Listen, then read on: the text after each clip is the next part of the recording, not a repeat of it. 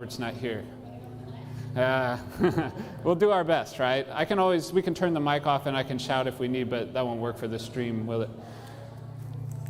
Or we could try a different mic if we're having trouble with this one. Maybe turn me down a little bit and I'll just speak up. Good morning. All right, so welcome to our Bible class this morning. We're studying the Gospel of Matthew. If you have a workbook, you'll notice that when we first pass them out, there's only 11 chapters worth of questions. Daniel has basically 12 through 15. All right, so if you look in the back of your folder, those of you who have the workbooks, if it stops at 11, you can get the next 3 chapters from Daniel right now. Just raise your hand if you need that. Daniel will come bring it to you. Or Alex, looks like he has them too.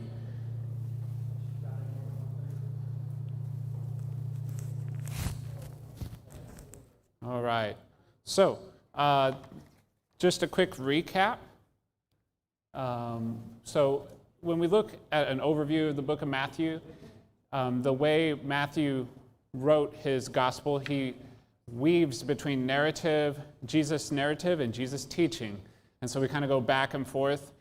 Today we are in the teaching number 2 up there. It's chapter 10.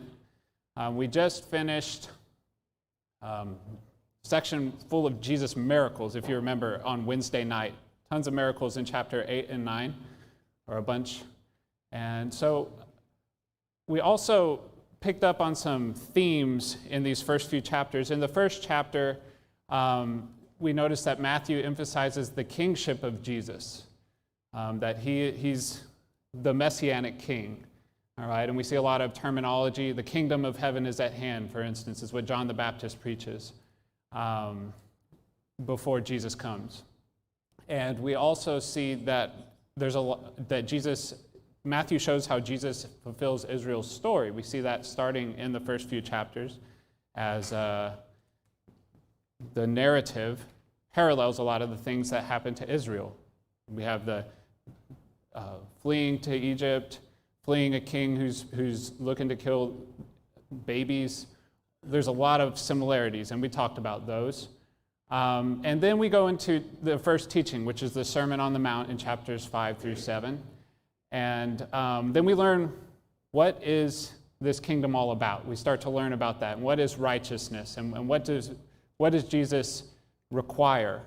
We start to learn some of that. We also learn how Jesus fulfills the law in the Sermon on the Mount.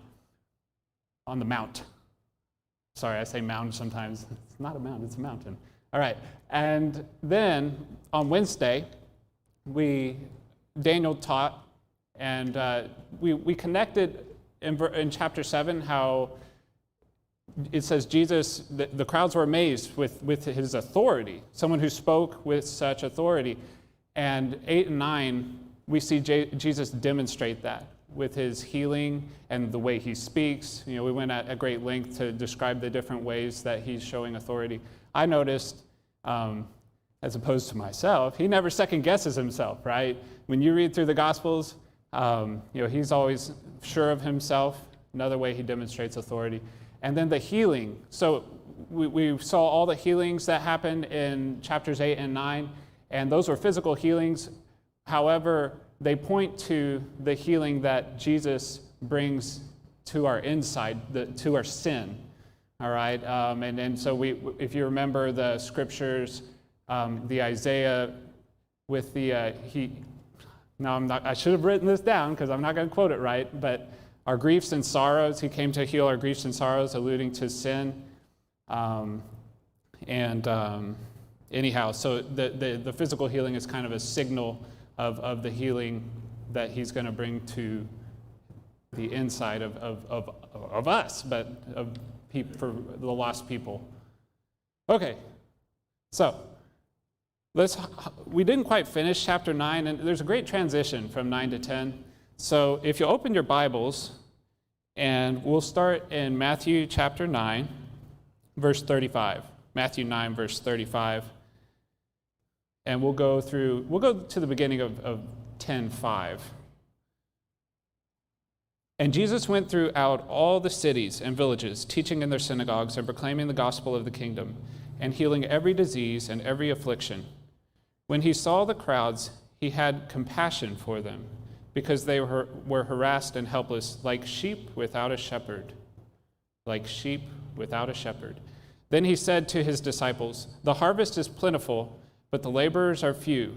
Therefore, pray earnestly to the Lord of the harvest to send out laborers into his harvest."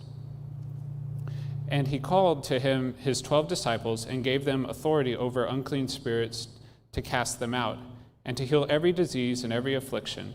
The names of the 12 apostles are these: first, Simon, who is called Peter, and Andrew, his brother, James, the son of Zebedee, and John, his brother, Philip and Bartholomew, Thomas and Matthew, the tax collector, James, the son of Alphaeus and Thaddeus, Simon, the zealot, and Judas Iscariot, who betrayed him. These 12 Jesus sent out, and I'll stop there. So, we see at the end of chapter 9 first we see that Jesus had compassion on the crowds, right? He went throughout, Jesus is out teaching. I think it's important that I just wanted to tie this in. We're going to see this over and over again. Jesus having compassion on the crowds that follow him. So I wanted to emphasize that. We also, we can tie that back to, do you remember in chapter 9, Jesus said, understand this statement, I desire mercy and not sacrifice. You remember that from Wednesday? That mercy could also be replaced with compassion, right? God desires compassion and not sacrifice. Jesus desires compassion, right? And so Jesus, what I'm trying to say is he walks the walk that he talks, right? Jesus had compassion on the crowds, and it says further, they were like sheep without a shepherd, right? And that will come into play as we get further into chapter 10. I mean, we'll see that same terminology, so I just wanted to point that out. One other thing about that word compassion, what verse am I in? But the word literally has implications of to have bowels that yearn. It's like from the very deep inside he had compassion. So it's, I don't know, it gives a little bit more meaning when you think about it that way. Okay, so he has compassion for the crowds, and then he says, the harvest is plentiful, but the laborers are few. And he says, pray that the Lord would send laborers, right? That's how we end chapter 9, basically. Pray that the Lord would send laborers.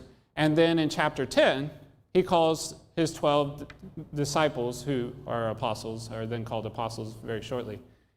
And he gives them authority over unclean spirits. So Jesus is giving his authority. He's passing it on, some of it, right? He tells them what to say. We'll get there in a second. He gives them all kinds of instructions, as we're about to get to.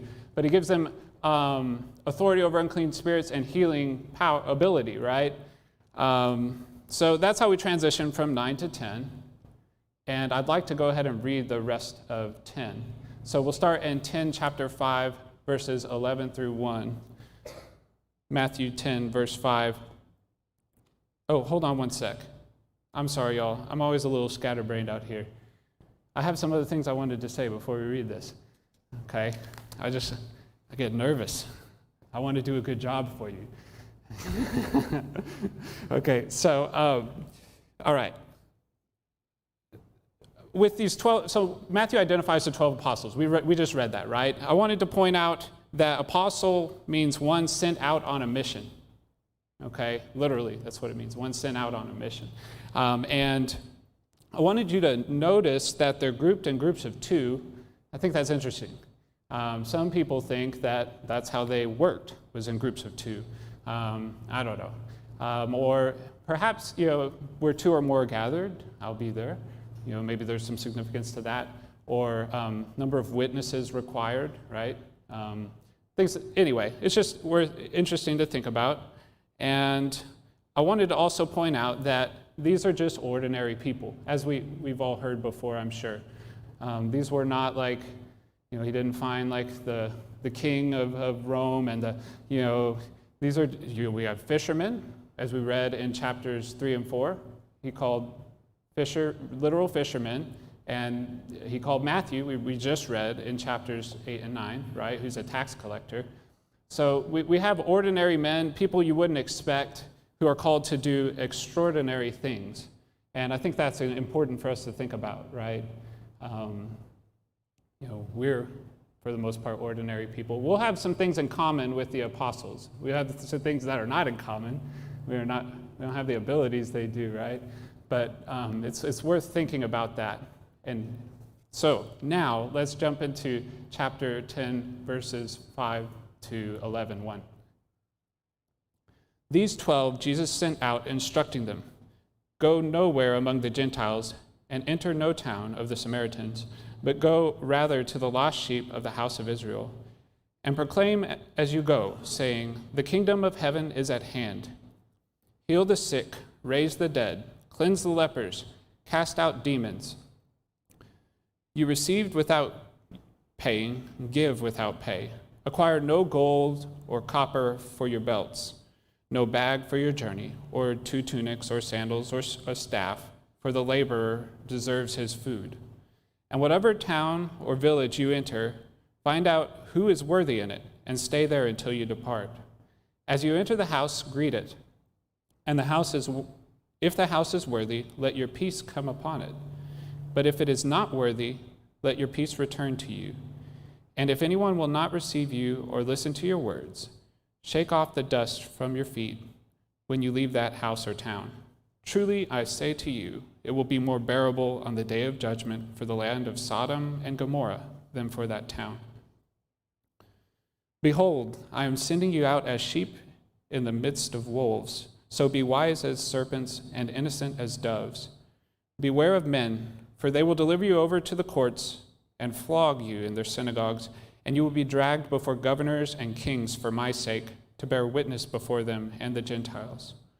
When they deliver you over, do not be anxious how you are to speak or what you are to say, for what you are to say will be given to you in that hour. For it is not you who speak, but the Spirit of your Father speaking through you.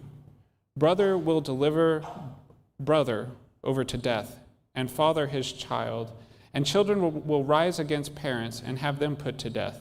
And you will be hated by all for my name's sake, but the one who endures to the end will be saved. When they persecute you in one town, flee to the next. For truly I say to you, you will not have gone through all the towns of Israel before the Son of Man comes. A disciple is not above his teacher, nor a servant above his master. It is enough for the disciple to be like his teacher, and the servant like his master. If they have called the master of the house Beelzebub, how much more will they malign those of his household? So have no fear of them, for nothing is covered that will be revealed, or hidden that will not be known. What I tell you in the dark, say in the light, and what you hear whispered, proclaim on the housetops. And do not fear those who kill the body, but cannot kill the soul. Rather, fear him who can destroy both soul and body in hell. Are not 2 sparrows sold for a penny? And not one of them will fall to the ground apart from your Father. But even the hairs on your head are all numbered. Fear not, therefore, you are of more value than many sparrows. So everyone who acknowledges me before men, I will also acknowledge before my Father who is in heaven. But whoever denies me before men, I will also deny before my Father who is in heaven. Do not think that I have come to bring peace on the earth. I have come not to bring peace, but a sword. For I have come to set a man against his father, and a daughter against her mother, and a daughter-in-law against her mother-in-law. And a person's enemies will be those of his own household. Whoever loves father or mother more than me is not worthy of me, and whoever loves son or daughter more than me is not worthy of me. And whoever does not take his cross and follow me is not worthy of me. Whoever finds his life will lose it, and whoever loses his life for my sake will find it. Whoever receives you receives me, and whoever receives me receives him who sent me. The one who receives a prophet because he is a prophet will receive a prophet's reward, and who receives a righteous person because he is a righteous person will receive a righteous person's reward. And whoever gives one of these little ones even a cup of cold water because he is a disciple, truly I say to you, he will by no means lose his reward. When Jesus had finished instructing his 12 disciples, he went on from there to teach and preach in their cities. All right. Let all that sink in for a little bit. There's a lot there, right? Sometimes it's like, it's almost better for you to just think about it than hear what I have to say, right? So we start in verse 5 with instructions from Jesus to the apostles, and he says, first he says, go to the lost sheep of Israel. He specifically says, don't go to the Gentiles at this time. So they're given instructions where to go, who to preach to, who to teach to, but then also he tells them the message, which this is the third time we've seen this message. John was proclaiming this message, preparing the way for Jesus.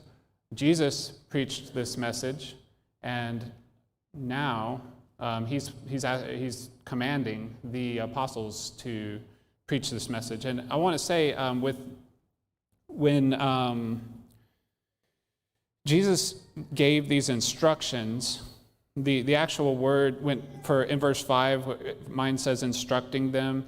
There's military connotations. They're orders to be followed. And furthermore, there's a battle going on, right? A spiritual battle, and it's important that they do these things. So wanted to point that out. And so here we see that message. The kingdom of heaven is here. The kingdom of heaven is at hand. That's what the apostles are going to go tell other people, the lost sheep of Israel, right? But then there's other actions commanded. They're asked to, if we look at verse 8, heal the sick, raise the dead, cleanse the lepers, cast out demons. Okay, so he's telling them to do all of this, and he says, do all this without receiving monetary compensation. Okay, and that's what the apostles were instructed to do. He also tells them what to bring or what not to bring, right? It's interesting. He says, don't bring any extra money. Don't need to worry about that. Don't bring any extra clothes. And you don't need to bring any luggage. All right, so they're basic. I don't know, it kind of, none of the commentaries say this, but I can't help it. Reminds me of kind of the Passover. I mean, it's not really the same, but they're not packing, right? Anything to bring with them. But the reason is because they're supposed to trust it, that Jesus and God's going to take care of them while they're on this mission, right? While they're doing these things. So it tells them not to bring these things.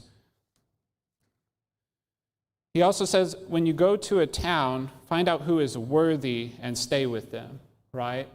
So that's an interesting instruction. So they have to kind of try to discern, who should I stay with, right? Tricky business.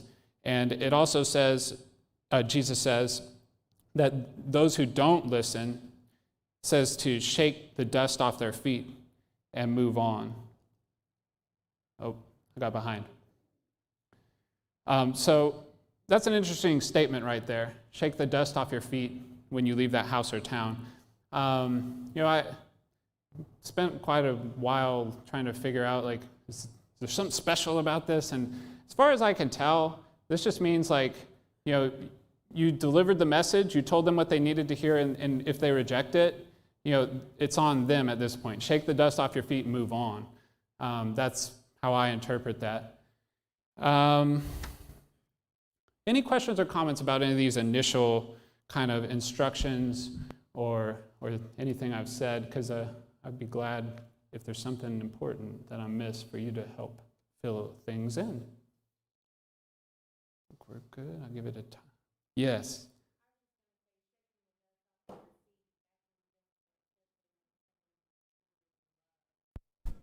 Trying to help them.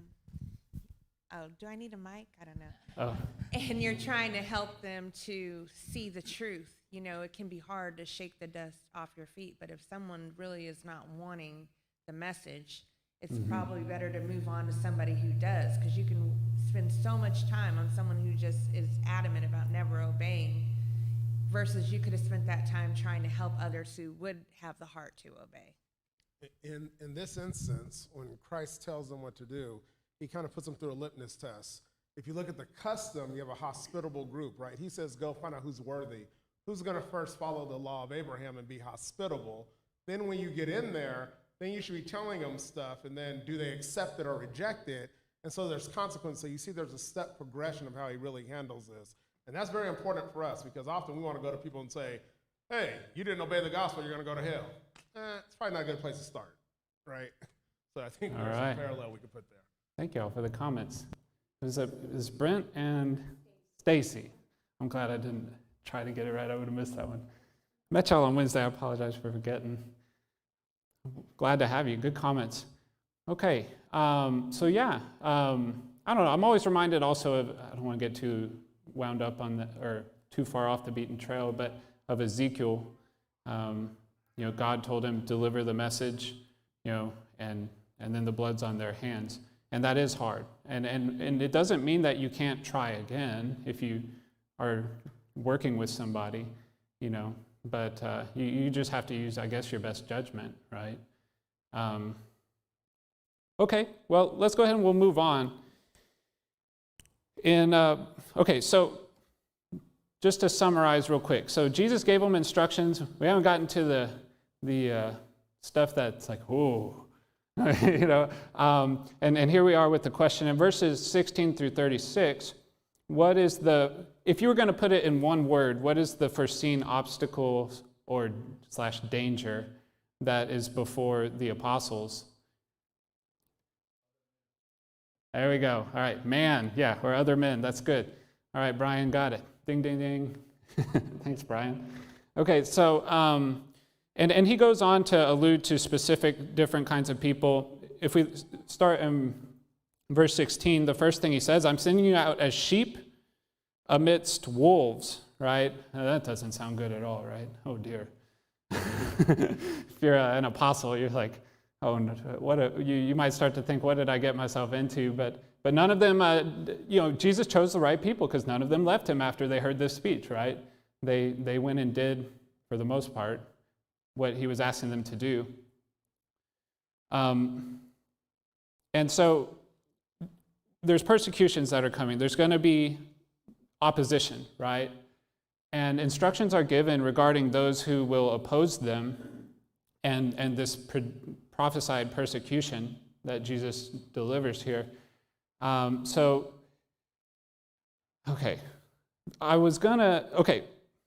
second. Make sure I get myself in order here.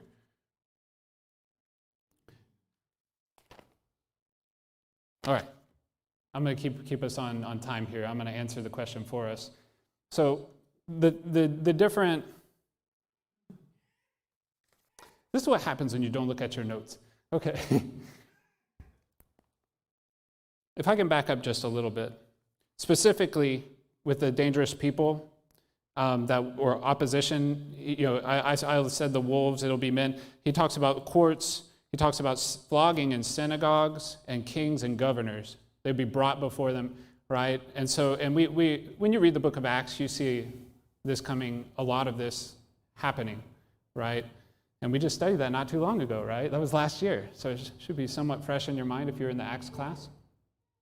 And Jesus says, beware of men. Specifically, there will be dangerous people in your path. And like I said before, you'll be persecuted. He says you'll be hated because of me.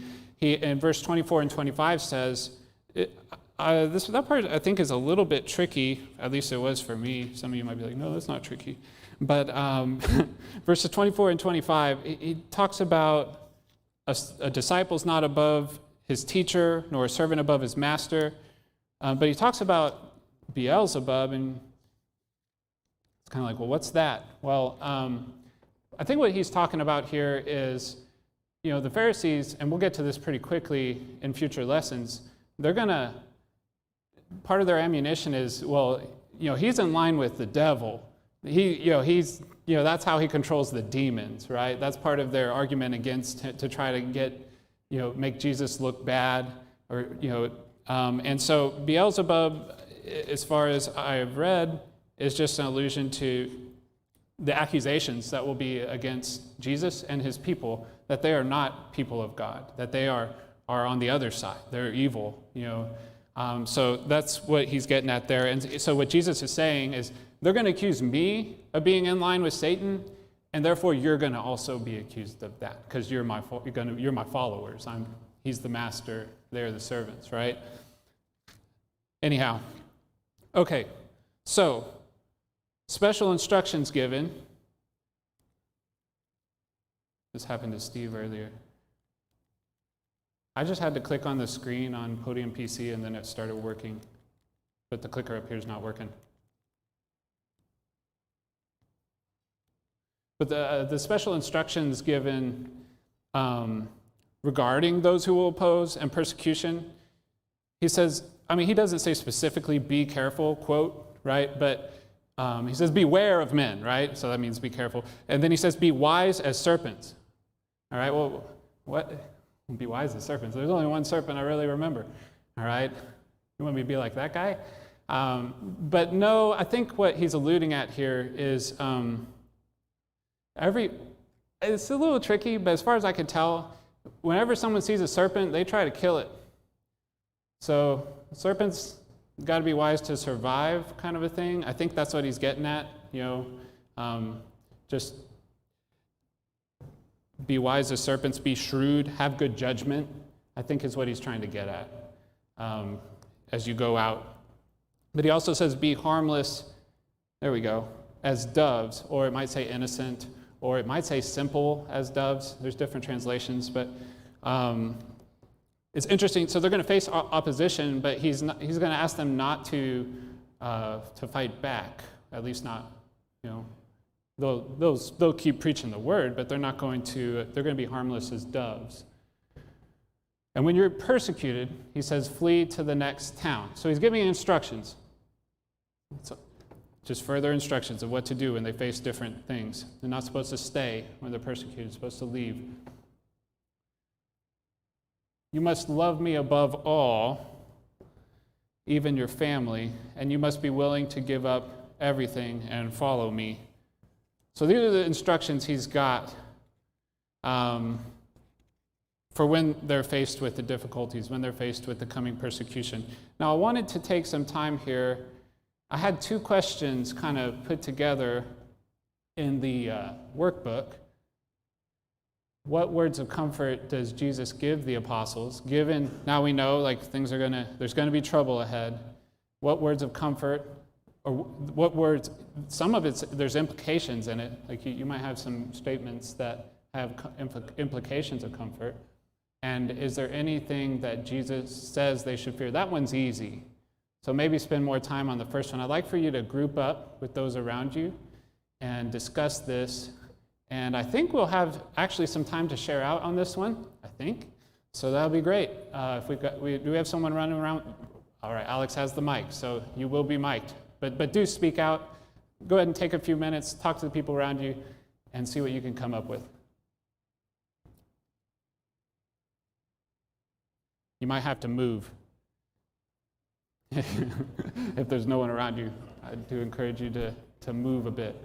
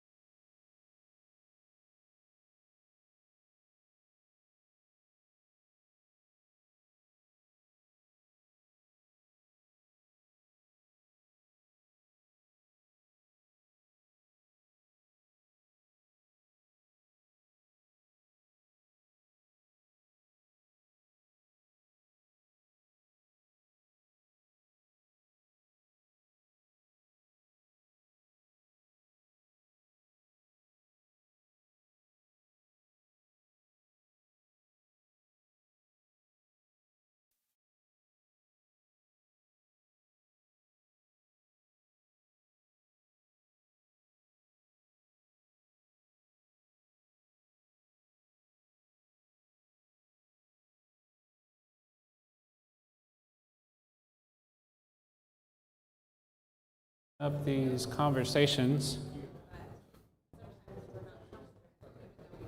Okay, so if you would like to share out, raise your hand or share something. You could either use, raise your hand if you have answers.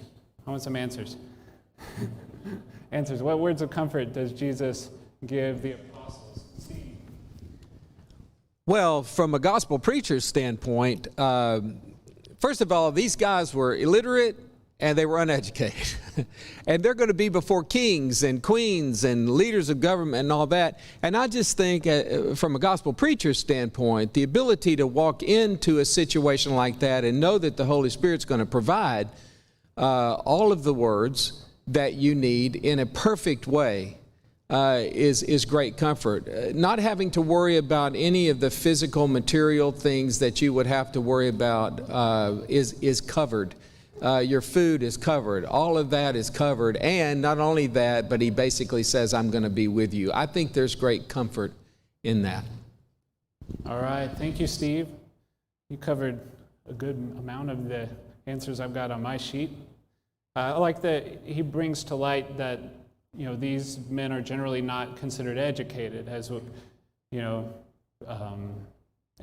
yet they're going to be the ones that deliver this message. And he's like, well, don't worry about what you're going to need to say. It's going to be given to you. Definitely. Daniel? My wife brought up maybe it goes with what Steve said in verse 26 and 27, how everything that's hidden is going to be revealed, everything's going to be that's whispered will be shouted. She pointed out that's a comfort to know that God is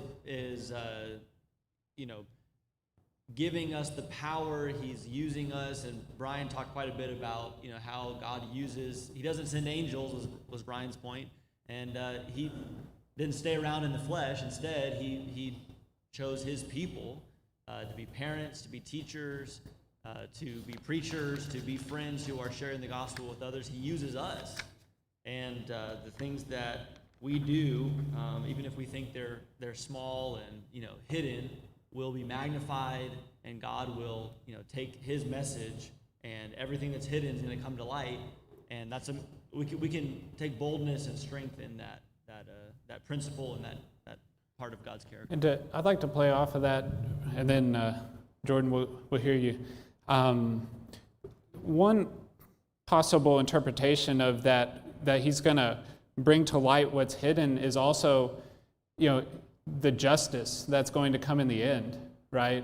Everything's going to be brought to light, every act, everything done, right? And so that is assurance for those who would obey God, and those who are going to do right, who are going to do righteousness, right? Is in the end, it might not seem like anybody even noticed while they're here, and Jesus gets to that, right? He already talks about doing righteousness before others. We'll get to that in another lesson, but God sees everything, and that is part of what is said in this, right? He numbered the hairs on your head. He sees everything. He knows everything. Jordan. I was just thinking, Stephen Daniel's point. I mean, it's way better, but I think I wonder if simplicity from a comfort perspective goes back to what we just read at the beginning, where he says, hey, don't worry about money, don't worry about clothes, don't worry about where you're going to stay. I think for us, not worrying about those things, that would make me stressed out, right? But I wonder, just from a pure simplicity perspective, if eliminate the noise, keep things simple, and I wonder if that possibly in a different direction would be comfort to the 12. All right. Thank you, Jordan. Starting to fall behind. Sorry if you didn't get to share. I'm going to go ahead and move on. A few things I'll add. He says, you'll be saved if you endure. He says that specifically. Like there's going to be trouble, endure, and you'll be saved. Which actually fits in line with Steve's lesson this morning.